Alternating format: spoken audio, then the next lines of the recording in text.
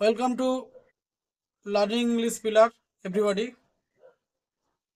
যে কোয়েশ্চেনটি আলোচনা করব, what reminded the routine for Kalam's father even when he was in his late 60s। মানে কালামের বাবার জীবনের নিয়মিত রুটিন কি ছিল যখন তিনি 60 বছর বয়স অতিক্রম করেছিলেন। হোয়াট ডাজ কালাম সে, কালাম কি বলেছিল about his emulations of his father, তার পিতাকে কিভাবে মূল্যায়ন করেছিল পিতার সম্পর্কে সেটা বর্ণনা করতে হবে। 3+3 এই কোয়েশ্চেনটা এমনভাবে তোমাদের ব্যাখ্যা করব যাতে করে তোমাদের মুখস্থ করতে না হয়। বাংলা মিনিংটা বুঝে নিয়ে তোমরা অবশ্যই গ্যারান্টি দিচ্ছি নিজেরাই লিখতে সমর্থিত হবে। অ্যান্সারটি ডিসকাস করছি। Kalam's father Jainul Abdin was a religious person, বা একজন ধার্মিক ব্যক্তি। তাহলে কালামের পিতা জয়নুল আবদিন ছিল একজন ধার্মিক ব্যক্তি। তাহলে এই বাক্যটাকে আমরা ট্রান্সলেট করতেই পারি। এই বাক্যটা সাবজেক্ট হচ্ছে কালামস ফাদার জয়নুল আবদিন, টোটালটা সাবজেক্ট। যেহেতু এই বাক্যটার মধ্যে কোনো মেন ভার্ব নেই সেহেতু ছিলেন ফার্স্ট ইনডিফিনিট টেন্সকে ইন্ডিকেট করছে।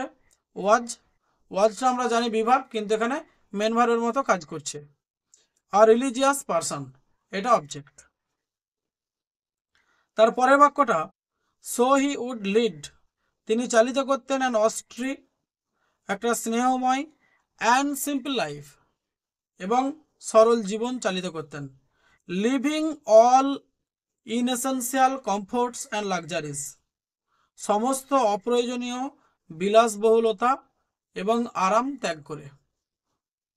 তাহলে কি সে, তোমরা এইভাবে বাক্যটাকে লিখতে পারো, হি লিডস হিজ লাইফ বা he would lead his life, সে তার জীবনটাকে চালিত করত উইদাউট অল ইনএসেন্সিয়াল, লিভিং এর জায়গায় তোমরা উইদাউটও লিখতে পারো, উইদাউট অল ইনএসেন্সিয়াল, সমস্ত অপ্রয়োজনীয় কমফোর্টস অ্যান্ড লাক্সারিজ, আরাম এবং বিলাসবহুলতা ছাড়াই।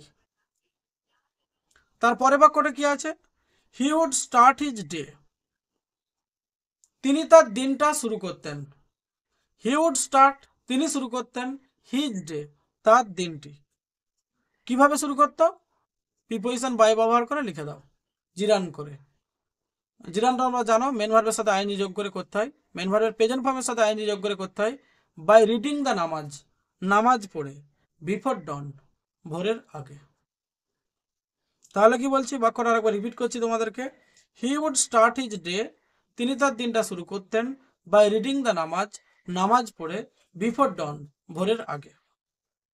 পরের বাক্য, আফটার নামাজ, নামাজের পরে, হি উড ওয়াক ডাউন, তিনি হেঁটে যেতেন, two a small coconut Grove, একটা ছোট্ট নারকেল বাগানে। দে পজেসড, যে নারকেল বাগানটার মালিক ছিল তারা। পরের বাক্যটি আছে দেখো, নারকেল বাগানটি ছিল প্রায় 4 মাইল দূরত্ব তাদের বাড়ি থেকে। তাহলে নারকেল বাগানটি ছিল, দ্য কোকোনাট গ্রোভ, ভার্ব হচ্ছে ওয়াজ। অ্যাবাউট 4 মাইলস অ্যাওয়ে, প্রায় 4 মাইল দূরে, কাদের বাড়ি থেকে? তাদের বাড়ি থেকে। তাহলে ফ্রম দেয়ার হাউস। পরের বাক্য, হি উড রিটার্ন হোম, তিনি বাড়িতে ফিরতেন। তাহলে হি উড রিটার্ন, উডটা হচ্ছে মডাল ভার্ব, মডাল ভার্বের উইলের পাস্ট ফর্ম করা আছে এখানে। তাহলে হি উড রিটার্ন, তিনি ফিরতেন, হোম বাড়িতে, with about a dozen coconut, 1 dozen নারকেল নিয়ে। উইথে সঙ্গে বা দ্বারা বা সাথে বোঝালে উইথ প্রিপোজিশন আমরা উইথ ব্যবহার করি। তাহলে with about a dozen coconut, প্রায় 12টা নারকেল নিয়ে বা 1 ডজন নারকেল নিয়ে। টায়েড টুগেদার, টায়েড টুগেদার বলতে একসঙ্গে বেঁধে। থ্রন ওভার হিজ শোল্ডার, তার কাঁধের উপর ঝুলিয়ে। অনলি দেন, কেবলমাত্র তারপর। He would have his breakfast, তারপর তিনি তার প্রাতরাশ সারতেন, বা হি কমপ্লিটেড হিজ ব্রেকফাস্ট লিখলেও চলবে। তিনি সম্পূর্ণ করতেন তার প্রাতরাশ কি দিয়ে? তোমরা ওটা লিখে দিতে পারো এর সঙ্গে, উইথ 12 কোকোনাটস। তারপর আমরা লিখব যে দিস মেনটেন্ড, এবার আমরা কনক্লুশন টানছি। দিস মেনটেন্ড এটা বোঝাই রেখেছিল। দিস হচ্ছে সাবজেক্ট, মেনটেন হচ্ছে ভার্বের সেকেন্ড ফর্ম। দিস মেনটেন্ড এটা বোঝাই রেখেছিল। দিস রুটিন এই রুটিনটা, ইভেন এমনকি, when he was in his 60s যখন তিনি তার বয়স 60 বছর অতিক্রম করেছিলেন।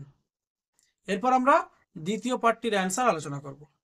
হোয়াট ডাজ কালাম সে, কালাম কি বলেছিল? অ্যাবাউট হিজ ইমুলেশন তার বাবার মূল্যায়ন সম্পর্কে। অফ হিজ ফাদার তার বাবার মূল্যায়ন সম্পর্কে। Kalam's father looked upon man as a specific element within the whole of the manifest divine being. কালামের পিতা মনে করতেন যে প্রত্যেকটা মানুষের মধ্যে একটা বিশেষ উপাদান থাকে বা বিশেষ গুণাবলী থাকে। Within the whole of the manifest যেটা সম্পূর্ণরূপে প্রকাশিত হয়। ম্যানিফেস্ট কথার অর্থ হচ্ছে প্রকাশিত হয়। ডিভাইন বিং স্বর্গীয় ক্ষমতারূপে। হি অ্যাডভাইসড হিজ সন তিনি তার পুত্রকে উপদেশ দিয়েছিলেন নট টু বি অ্যাফ্রেড ভয় পেও না। তাহলে তিনি তার পুত্রকে উপদেশ দিয়েছিলেন ভয় পেও না। অফ ডিফিকাল্টিস, অফ কথার অর্থ হচ্ছে এর প্রিপোজিশন। অফ ডিফিকাল্টিস কষ্টকে ভয় পেও না। অর সাফারিংস অথবা যন্ত্রণাকে ভয় পেও না। অ্যাজ যেহেতু adversity always present opportunities for introspection. এটা কালামের ওই স্ট্রং রুটসের চ্যাপ্টার থেকে টেক্সটের লাইন। এটা অ্যাডভার্সিটি অলওয়েজ মন্দ অবস্থা সর্বদাই প্রেজেন্স এনে দেয় দ্য অপরচুনিটি সুযোগ ফর ইন্ট্রোস্পেকশন অন্তর্দর্শনের মাধ্যমে। দিস স্পিরিচুয়াল ইডিওলজি এই আধ্যাত্মিক আদর্শতা left a deep and long lasting influence. Left ত্যাগ করে বা আমাদেরকে দেয় এ ডিপ একটা গভীর অ্যান্ড লং লাস্টিং দীর্ঘায়িত ইনফ্লুয়েন্স প্রভাব অন ইয়ং কালাম তরুণ কালামের উপর এই আধ্যাত্মিক আদর্শতা গভীরভাবে এবং দীর্ঘায়িতভাবে একটা প্রভাব ফেলে। ইন ইজ লেটার লাইফ তার পরবর্তী জীবনে হোয়েন এভার যখনই he faced setbacks of any sort কোনো সমস্যার সম্মুখীন হতেন, হি রিমেম্বার তিনি স্মরণ করতেন হিজ ফাদার অ্যাডভাইসেস তার পিতার উপদেশগুলিকে অ্যান্ড বাউন্স ব্যাক এবং পুনরায় নিজেকে শক্তভাবে টিকিয়ে রাখতেন। টু কনফিডেন্স আত্মবিশ্বাসের মধ্যে। টু ওভারকাম দ্যাট ফেলিওর ব্যর্থতাটাকে সে কাটিয়ে ওঠার চেষ্টা করত। In every walk of his life তার জীবনের চলার পথে কালাম অ্যাপ্লাইড অল কালাম সবকিছুই কিন্তু অ্যাপ্লাই করেছিল। দ্য লেসন পাঠগুলি he learn from his father যে পাঠগুলি তিনি তার বাবার কাছ থেকে শিখেছিলেন।